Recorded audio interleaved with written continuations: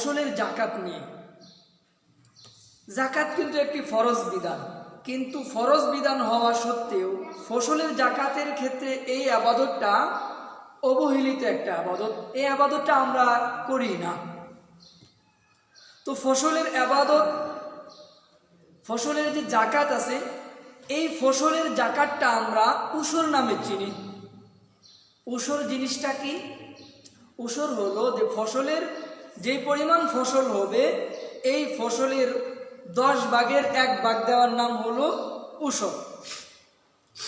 যেমনটি আপনার রদ্দুল মুহতার, যেটাকে ফতোয়া শামী বলে, ওখানে বলছে হুয়া ওয়াহিদুল আজজাইল আশরা, যে 10 ভাগের 1 ভাগকে উসুর বলে। যেমন আপনার 4 ভাগের 1 ভাগকে বলে রুবু, 5 ভাগের 1 ভাগকে বলে খুমুস, এইভাবে এটা উসুর।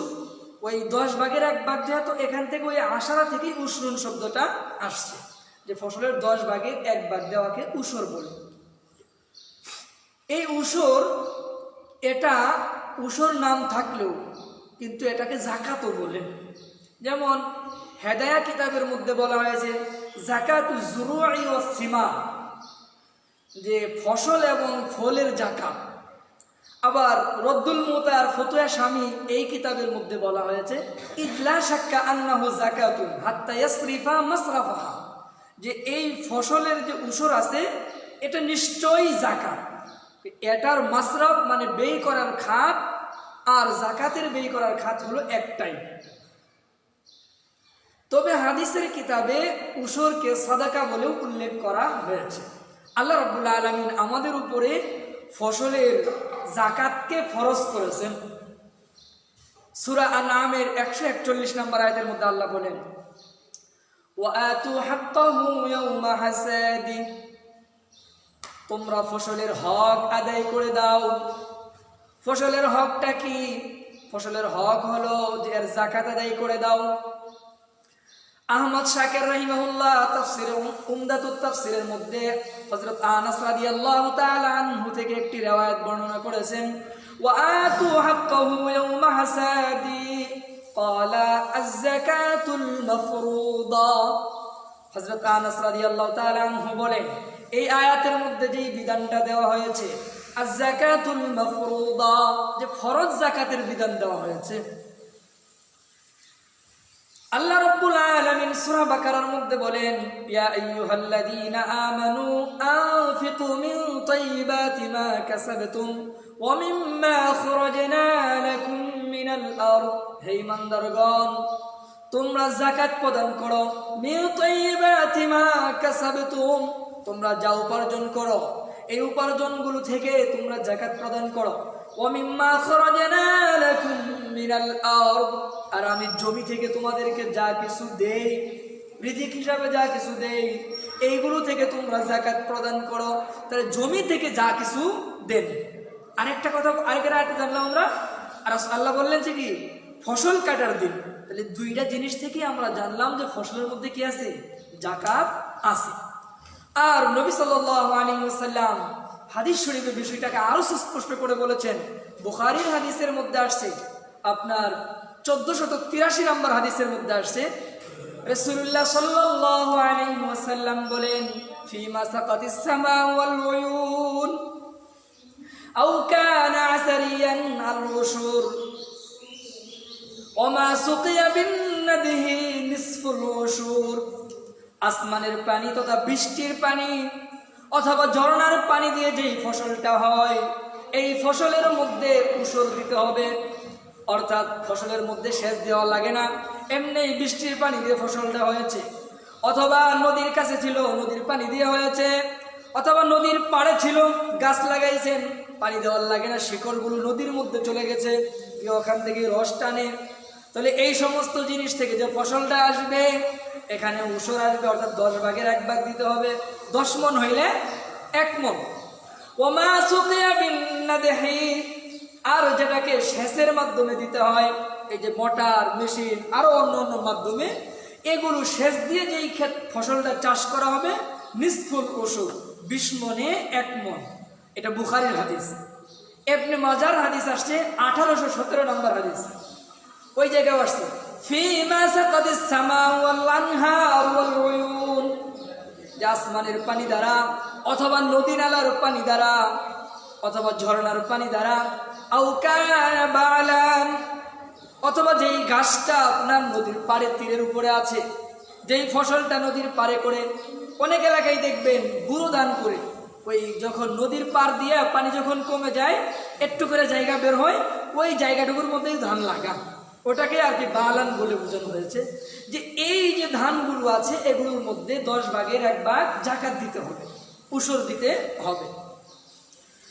ওমা সুকিয়া বিসাওয়ানি, আমরা তো দেখতাম ছোটবেলা, আপনারা ভালো করে দেখছেন যে মানুষ কান্দে করে দুই পাশে 2টা কলসি বাইদা, কোনো কিছু বাইদা কলসি দিয়ে করে পানি নিয়ে আসে। আরবরাও এইভাবে পানি দেয়, কিন্তু ওরা অনেক সময় উটের মধ্যে পানি করে নিয়ে দূরে জায়গায় পানি খেতে দিয়ে আসে। তো দূরের জায়গায় যে পানিটা নিয়ে যা উট দিয়ে, এটাকে বলা হয় সাওয়ানি। অর্থাৎ আপনি নিজে পানি সেচ দেন বা অন্য কোনো জিনিসের মাধ্যমে সেচ দেন, সেচ দিয়ে যদি কোনো ফসল করা হয় তাহলে এই ফসলের মধ্যে 20 ভাগের 1 ভাগ দিতে হবে। তাহলে আমরা কোরআন এবং হাদিস দ্বারা বুঝলাম ফসলের মধ্যে কি আছে? জাকাত আছে, উসর আছে। তবে ফসলের উসর বা জাকাত এটা ফরজ হওয়ার জন্য কিছু শর্ত আছে। এমনি জাকাত ফরজ হওয়ার জন্য যেমন শর্ত ছিল, একজন মানুষ মুসলমান হতে হবে, প্রাপ্তবয়স্ক হতে হবে, জ্ঞান থাকতে হবে, মানে পাগল না হইতে হবে। এরপরে ওই আপনার এই যে শর্তগুলো, এই শর্তগুলো এরপরে স্বাধীন হইতে হবে। কিন্তু ফসলের জাকাতের ক্ষেত্রে এই শর্তগুলো নাই। ছোট মানুষের ক্ষেত্রে ফসল হয়েছে সেখানেও জাকাত আসবে, পাগল মানুষের ক্ষেত্রে ফসল হয়েছে সেখানেও জাকাত আসবে, একজন মানুষ পরাধীন তার ক্ষেত্রে ফসল হয়েছে সেখানেও জাকাত আসবে। এক্ষেত্রে কি করা হবে না? এটা দেখা হবে না যে লোকটা মানে এই 3টে জিনিস দেখা হবে। তবে দেখতে হবে কি সে মুসলমান কিনা। যদি মুসলমান হয় তাহলে তার উপরে জাকাত ফরজ হবে। জাকাত, ফসলের জাকাত ফরজ হওয়ার জন্য আরেকটা শর্ত হলো ফসলের জমিটা উসরি জমি হতে হবে, উসরি ভূমি হতে হবে। ভূমি 2 ধরনের হয়ে থাকে, ইদানিং আরো একটা ভূমি আছে, হয়তো উসরি ভূমি হবে, না হয় খেরাজি ভূমি হবে। খেরাজি ভূমি বলতে এটাকে আপনার খেরাজের বাংলা বা ট্যাক্স বা আয়কর, এই আপনার আয়করের ভূমি হতে হবে। আরেকটা হলো যে খেরাজিও হবে না, উসরিও হবে না, এই 3 প্রকার ভূমি। এখন আমাদের দেশের যে জমিগুলো আছে এই জমিগুলো খেরাজি জমি না উসরি জমি, এটা একটা প্রশ্ন। এই প্রশ্নের উত্তরে আমরা বলবো আমাদের দেশের জমিগুলো উসরি জমি।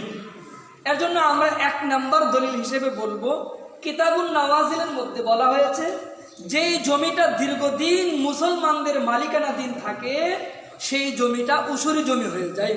তাহলে আমাদের এই যে বাংলাদেশের জমিটা যুদ্ধের পর থেকে বা যুদ্ধের আগে থেকেই মুসলমানদের কাছেই, তাই না? তাহলে মুসলমানদের কাছে দীর্ঘদিন থাকার কারণে আমরা বুঝতে পারি আমাদের জমিগুলো উসুরি জমি। 1 নাম্বার 2, হেদায়া কিতাবের কিতাবুস সিয়ারের মধ্যে বর্ণনা করা হয়েছে কুল্লু আরদিন আসলামা আহলুহা ফাহিয়া আরদুন উসরু, যেই ভূমির অধিবাসীরা মুসলমান হয়েছে সেই ভূমিগুলো উসুরি ভূমি। তাহলে আমাদের ভূমির মানুষগুলো তারা মুসলমান হয়েছে না, তাহলে আমাদের ভূমিগুলো কি উসুরি ভূমি। আপনার ফতোয়া তাতারখানিয়ার মধ্যে আসছে ওয়াকাযালিকা কুল্লু আরদিন আহলুহা আলাইহা আসলামা তাওয়ান, যেই জায়গার মানুষগুলো স্বেচ্ছায় মুসলমান হয়েছে সেই জায়গায় ফায়াকুনুল আরদু উসরিয়াতান, সেখানকার জমিটা উসুরি জমি। এই দেশের মানুষ আমরা শুনেছি যে শুনে মুসলমান। আরো কথা হলো কি, ইতিহাস আপনারা ভালো জানেন,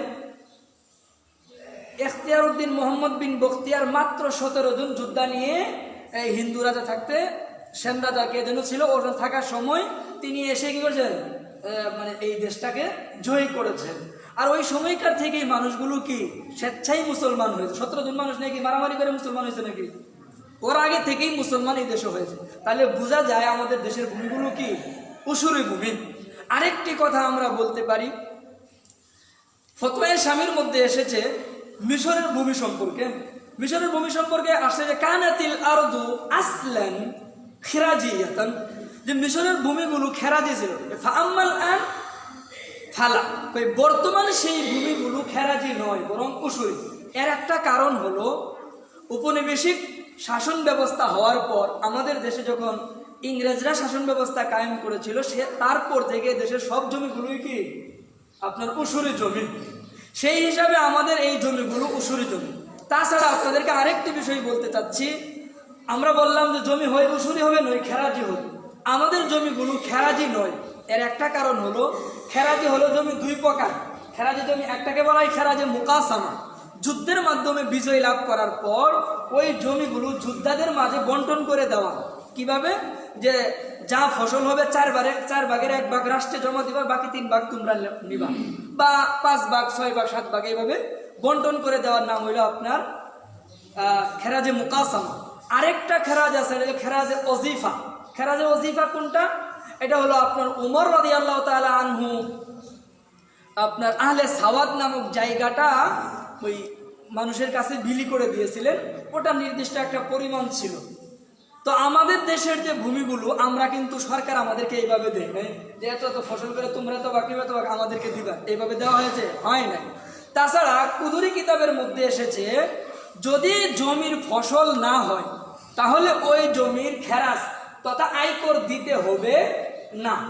কিন্তু আমাদের জমি যদি ফসল হোক বা না হোক আয়কর দিতে হয় কি না? আয়কর দেওয়ার লাগে, জানেন না মনে হয়? যেমন জন্ম নিবন্ধন উঠান, বিভিন্ন সময় এটা ওটা করেন, তখন অগ্রিম ওরা কিছু টাকা রেখে দেয়, মানে আপনার পূর্বে ট্যাক্স বাকি আছে ওরা এগুলো নিয়ে তারপরে কি করে সই করে দেন। তাহলে আপনি আমার জমি ফসল না হইলো আমি কি করলাম? আয়কর দিলাম। আর কিতাব থেকে জানলাম যে ফসল না হইলো ওখানে কি নাই? খেরাজ নাই বা ট্যাক্স বা আয়কর নেই। তাহলে আমরা যেটা দিলাম এটাকে খেরাজ মনে করে আর আমাদের ভূমিগুলো উসুরি নয় এ কথা সন্দেহ করে এই উসুরের মতো একটা আবাদত থেকে বিরত থাকাটা জায়েজ নেই। কারণ কি? আল ইহতিয়াতু ফি বাবিল ইবাদাতি ওয়াজিবুন। ইবাদতের ক্ষেত্রে সতর্কতা হইল আবশ্যক। ইবাদতের ক্ষেত্রে সতর্কতা কি? আবশ্যক। সুতরাং আপনি এটা খেরাজি জমি না উসুরি জমি এই মনে করে খেরাজ বা উসুর থেকে বিরত থাকা এটা জায়েজ নাই। কারণ এই উসুরটা কি? যাকাত, আর যাকাত একটা ইবাদত। ফতুল বারি গ্রন্থে ইবনে হাজার আসকালানি রাহিমাহুল্লাহ ইবনুল আরাবি রাহিমাহুল্লাহর বক্তব্য নকল করেছেন। তিনি বলেন, আকওয়াল মাযাহিব ওয়া আহওয়াতুহা, সবচেয়ে শক্তিশালী মাযহাব হলো এবং সতর্কতামূলক মাযহাব হলো লিল মাসাকিন কওলু আবি হানিফা। ইমাম আবু হানিফা রাহিমাহুল্লাহর অভিমতটা কই সেটা কি? ওয়া তামাসসুকু বিল উমুমাত, যে আয়াতগুলো আমরা তেলাওয়াত করলাম যে আল্লাহ বললেন ওয়া তুহাক্কাহু ইয়াউমা হাসাদি, তোমরা যেই দিন ফসল কাটবে সেই দিন ফসলের যাকাত দিয়ে দাও। এরপর আল্লাহ রাব্বুল আলামিন অন্য আয়াতের মধ্যে বলেছেন মিম্মা রাযাকনাকুম মিনাল আরদ, তোমাদেরকে জমি থেকে যা দিয়েছি তার থেকে যাকাত দাও। তাহলে জমি থেকে যা দিয়েছে এখানে কোনো পরিমাণ বা কোনো শর্ত করা বোঝানো হয় না, এটা ব্যাপক বোঝানো হয়েছে। রাসূল হাদিসের মধ্যে বলছেন যেখানে এই ফসল হবে ফিমা সাকাতিস সামা ওয়াল উয়ুন, আসমানের পানি অথবা নদীর পানি অন্য কোনো পানি দ্বারা যেই ফসলটা হবে সেচ দেওয়া ছাড়া ওই ক্ষেত্রে তোমাদেরকে উসুর দিতে হবে। তাহলে এগুলোর মধ্যে কি নাই? মানে কোনো শর্ত নাই, মানে এগুলো ব্যাপক। এই ব্যাপকতার ভিত্তিতে ইমাম আবু হানিফা রাহিমাহুল্লাহ বলেন এগুলো থেকে কি করতে হবে? যাকাত দিতে হবে। আর তিনি বললেন ইবনুল আরাবী যে এই মাযহাবটা কি শক্তিশালী মাযহাব, তাহলে ফসলের যাকাত আমাদের উপরে ফরজ। তাহলে 1 নম্বর শর্ত হলো আমাদের জমিগুলো উসুরি জমি কিনা। আমরা আলোচনা দ্বারা জানলাম আমাদের জমিগুলো কি উসুরি জমি। 2 নম্বর শর্ত হলো ক্ষেতের মধ্যে ফসল হতে হবে, ফসল না হইলে উসর নেই। কথা বুঝতে পারছেন? ফসল হইলে উসর, না হইলে উসর নেই। 3 নম্বর হলো ফসলটা যে হবে এটা উদ্দেশিত একটা ফসল হইতে হবে, লাভবান ফসল হইতে হবে। মানে এমনি ক্ষেতের মধ্যে একটা কিছু হয়ে গেল ওটার জন্য কি দিতে হবে না? উসর দিতে হবে না। যেমন মনে করেন ক্ষেতের মধ্যে ঘাস হয়েছে, অথবা আপনার এই যে গুরুস্থানে যেমন কি হয় গাছটা পরে আপনারা কাটেন, ওটা আবার জ্বালানি হিসেবে বিক্রিও করা যায়। তো যেটার উদ্দেশিত হয় সেটার উপরে উসর আসবে, উদ্দেশিত না হলে ফসল যাকাত আসবে না। হ্যাঁ, এখন তো আবার বর্তমানে দেখা যায় ঘাসের আবাদ করা হয়। ফিকের কিতাবের মধ্যে বলা হয় যে যদি ঘাস হইল এই ঘাসের মধ্যে পানি দিতেছে, আবার মানুষকে ওই ঘাস নিতে নিষেধ করতেছে, ঘাস কেটে আবার বাজারে বিক্রিও করে। এইরকম ঘাসের মধ্যেও জাকাত আসবে। কথা বুঝতে পারছেন? 4 নাম্বার হইল যে আপনার পরিমাণ অল্প না বেশি। তো আমাদের ইমাম আবু হানিফা রাহিমাহুল্লাহর মাযহাব হলো ফসল অল্প হোক আর বেশি হোক এর মধ্যে যাকাত ফরজ। ফসল অল্প হোক আর বেশি হোক এর মধ্যে কি ফরজ? যাকাত ফরজ। দলিল কি? দলিল আমরা যে আয়াতগুলো বললাম এবং হাদিসগুলো বললাম, এখানে কোনো পরিমাণ নির্ধারণ নাই, ব্যাপকতা আসছে, ওই ব্যাপকতাটাই হলো দলিল।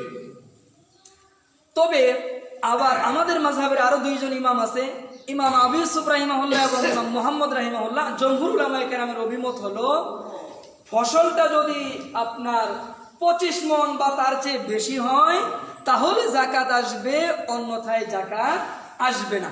কথা বুঝতে পারছেন? এটার দলিল হলো বুলুগুল মারামের 571 নম্বর হাদিস। এই হাদিসের মধ্যে রাসূল বলেন, লাইসা ফীমা দুনা খামসাতি আওয়াকিম মিন তামরিন ওয়ালা হাব্বিন সাদাকাতুন। রাসূলুল্লাহ সাল্লাল্লাহু আলাইহি ওয়াসাল্লাম বলেন, 5 ওসকের কমে যদি খেজুর হয় অথবা অন্য কোনো শস্য হয় তাহলে তার মধ্যে যাকাত আসবে না।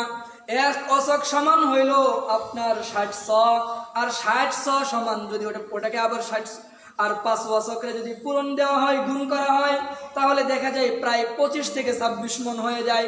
সুতরাং যেই ব্যক্তির ফসল 25 থেকে 26 মণ হবে ওই ব্যক্তির উপরে যাকাত প্রদান করাটা ফরজ হয়ে যায়। কথা বুঝতে পারছেন? তাদের 1 নম্বর শর্ত। তাদের 2 নম্বর শর্ত হলো ফসলটা দীর্ঘ মানে গুদামজাত করে রাখা যাওয়ার মতো হইতে হবে। যেমন যেই ফসলটা গুদামজাত করে রাখা যায় ওটার উপরে যাকাত আসবে, যেটা গুদামজাত করে রাখা যায় না ওটার উপরে যাকাত আসবে না। এটা দ্বিতীয় আর একটা অভিমত। যেমন মনে করেন এই যে বেগুন, শসা, এ জাতীয় পণ্য বা আরো যেগুলো আছে এগুলোর মধ্যে কি আসে? এগুলো রাখা দেওয়া যাবে। কিন্তু পক্ষান্তরে দেখেন আপনি গম, ধান, ভুট্টা, জব, খেজুর ইত্যাদি ফসলগুলো দীর্ঘদিন রেখে দেওয়া যায়। যেই ফসলগুলো 25 মণ হবে জমি থেকে, 25 মণ হওয়ার পর মানে আপনার এক জমি বলতে না, আবার মনে করেন আপনার সব জমি মিলে গেছে 25 মণ হইল, আবার এগুলো কি করা যায়? দীর্ঘদিন বছরের অধিকাংশ সময় গুদামজাত করে রাখা যায়, তাহলে এই ফসলের উপরে যাকাত আসবে। দ্বিতীয় অভিমত। প্রথম অভিমত ইমাম আবু হানিফার, ওটার মধ্যে কি নাই, কোনো পরিমাণ নাই। যদি আপনার 10টা আম ধরে ওখান থেকে একটা আম কি দেওয়া দরকার? যাকাত দেওয়া দরকার। আর পরবর্তী অভিমত হলো যে 10টা না, ওখানে 25 মণ হইলে তাহলে কি আসবে? যাকাত আসবে, অন্যথায় যাকাত আসবে না। প্রথম যে অভিমত আছে এই অভিমতটাকে আমাদের হানাফি মাযহাবে মুফতাবি বলা হয়, এটাই হলো ফতোয়ার জন্য বেশ উপযুক্ত। কথা বুঝতে পারছেন? তো দ্বিতীয় অভিমতের আরেকটা শর্ত আমরা কি বললাম? যে দীর্ঘদিন থাকতে হবে। দীর্ঘদিন থাকতে হবে এই ব্যাপারে হাদিস তারা কি দলিল পেশ করেন? তিরমিজিতে একটা হাদিস আসছে, লাইসা ফিল খাদরাওয়াতি যাকাতুন, যে শাকসবজি শস্যের মধ্যে শাকসবজির মধ্যে যাকাত নাই। তবে এই হাদিসটা হলো দাঈফ, মানে এটা দুর্বল হাদিস, এটা দিয়ে দলিল হয় না। কিন্তু তারা বলেন যে এইরকম বিষয়ে আরো একাধিক জয়ীফ হাদিস আছে। আরেকটা কথা আছে, একাধিক জয়ীফ হাদিস হলে এই একাধিক দুর্বলগুলো মিলে সবল হয়ে যায়। কথা বুঝতে পারছেন? একাধিক দুর্বল মিলে কি হয়ে যায়? সবল হয়ে যায়। এই হিসেবে তারা এটার দ্বারা দলিল পেশ করেন। 1 2 নম্বর আরেকটা জিনিস আছে, আরেকটা হাদিস আছে বাইহাকি শরীফে। ওই হাদিসটা ডাইরেক্টলি এই ক্ষেত্রে না, কিন্তু এটার দিকে ইঙ্গিত করে।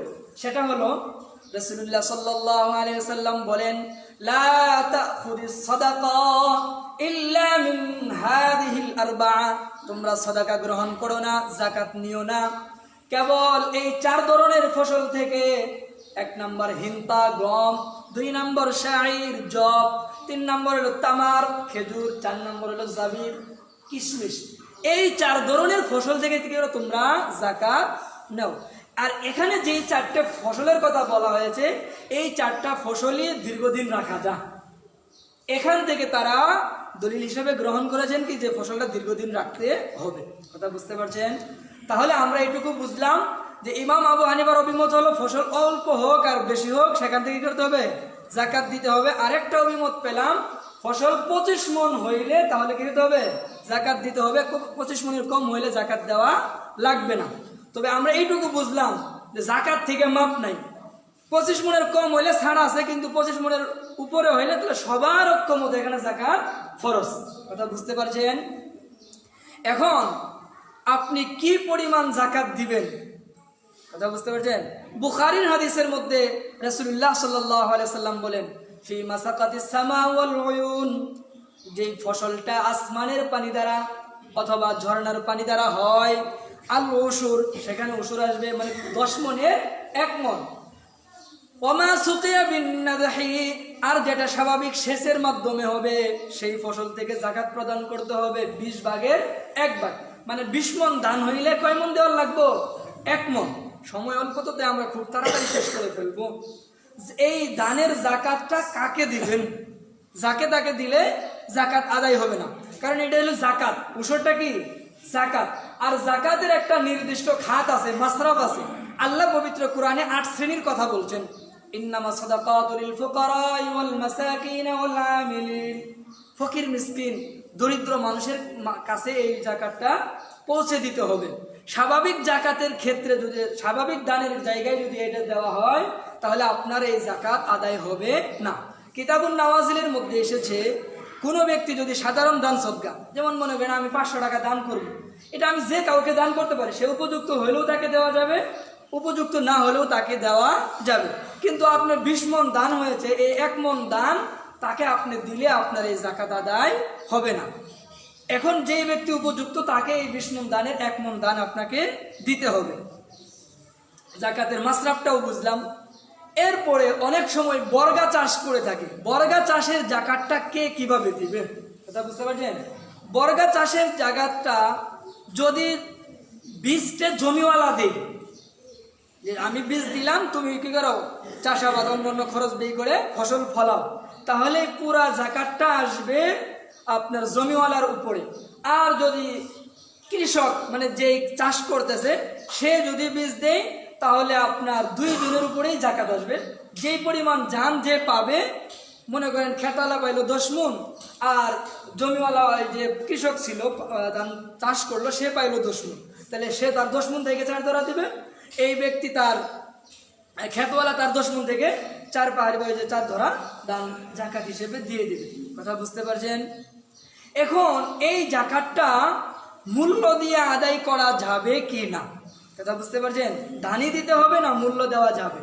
তো এই ব্যাপারে বুখারী শরীফে আপনার 1448 নম্বর বর্ণনা হাদিসের আনার আগে একটা তালিক বর্ণনা আনছেন।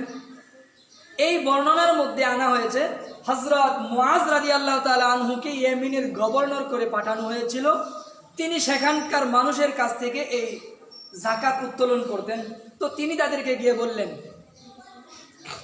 ইয়েমেনবাসীদেরকে তিনি বললেন, হাতু বি খামিসিন আও লাবিসিন, তোমরা তোমাদের সম্পদের খামিজ দাও, অথবা তোমরা তোমাদের সম্পদ থেকে কাপড় দাও। তোমাদের যে জাকাত আছে কি, মাকান জুররাতি ওয়া শাইর, ভুট্টা এবং জবের পরিবর্তে তোমরা কাপড় দাও, চাদর দাও। কেন? ফাইন্নাহু আহওয়ানু আলাইকুম, এটা তোমাদের জন্য সহজ। ও খায়রুন লিআসহাবি রাসূলিল্লাহ, আর রাসূলুল্লাহ সাল্লাল্লাহু আলাইহি ওয়াসাল্লামের যে সাহাবা একরাম মদিনায় আছে, তাদের জন্য এটা উপকার। কারণ হলে ইয়েমেনে ভালো কাপড় হইতো, ওরা অনেক সুন্দর সুন্দর কাপড় বানাইতো। ওই তোমাদের কাছে কাপড়টা অ্যাভেলেবেল, সুতরাং তোমরা কাপড় দাও, ওই ফসল দেওয়ার পরিবর্তে কি করো, কাপড় দাও। আর মদিনার মানুষ, ওদের তো অত কাপড় চোপড় কম, তাহলে এটা তাদের জন্য কি হবে, উপকার হবে। তোমাদের জন্য কাপড় দেওয়াটা সহজ হবে, আর তাদের জন্য কাপড় দেওয়াটা উপকার হবে। তো কিসের বদলাই দিবা? এই যে ভুট্টা, জব, এগুলোর পরিবর্তে। কথাটা বুঝতে পারছেন? তাহলে আমরা যদি ধানের পরিবর্তে টাকাও দিয়ে দেই, তবুও আদায় হয়ে যাবে। তাহলে আমরা আজকের আলোচনা থেকে এই কথাটুকু জানলাম, আমরা যারা ধান আবাদ করেছি, ফসল করেছি, কাটার পরে এগুলো যেহেতু আমরা সবগুলোই কিসের দ্বারা করেছি, সেচ দ্বারা করেছি, সুতরাং এই ধানের মধ্যে আমাদেরকে এই উসুর দিতে হবে, জাকাত দিতে হবে 20 মণে 1 মণ। যদি আপনি জাকাত প্রদান না করেন, তাহলে আপনি গুনাহগার হবেন। আল্লাহর একটা হুকুম মানলেন না, নামাজ পড়লেন না, যেমন গুনাহগার হইল। হ্যাঁ, এই জাকাত আদায় না করলেও ওই রকম আপনি গুনাহগার হবেন। হ্যাঁ, সেচের ক্ষেত্রে সেচ ছাড়া যেগুলো আছে, মনে করেন সেচ ছাড়া যেই ফসল হয়, সেই ফসলের ক্ষেত্রে আপনাকে কি করতে হবে? 10 মণের মধ্যে 1 মণ দিতে হবে। সেচ ছাড়া ফসল খুব কম যদি থাকে, ওগুলো 10 মণের ক্ষেত্রে 1 মণ দিতে হবে। তবে আরেকটা বিষয় লক্ষণীয়, যে এরকম হিসাব করা যাবে না, দান লাগাইছি, দান 20 মণ দান হইল, 20 মণ দানের মধ্যে প্রায় তো 10 মণের দাম খরচ হয়ে গেছে গা, তাহলে খরচটা বাদ, এরপরে বাকি 10 মণ থেকে কি করি? জাকাত বের করি। এইটা হবে না। এটা হলো ফতোয়া না তো বাদায়ে সানায় নামক কিতাবের মধ্যে এসেছে, লা ইয়াহতাসিবু উজরাতুল উম্মালি ওয়ান নাফাকা, যে কামলা খরচ এবং অন্যান্য যে খরচ আছে সেগুলোকে হিসাব করা যাবে না। এরপরে হেদায়া কিতাবের মধ্যে একই বিষয় আসছে যে এগুলো হিসাব করা যাবে না, এগুলো ছাড়াই জাকাত দিতে হবে, কারণ উৎপন্ন ফসল যা হবে তার উপরে জাকাত আসবে। কথা বুঝতে পারছেন? আল্লাহ আমাদেরকে এই বিষয়টার উপর আমল করার তৌফিক দান করেন। ওয়া আখির দাওয়ানা আনিল হামদুলিল্লাহি রাব্বিল আলামিন। একটু সবাই বসেন।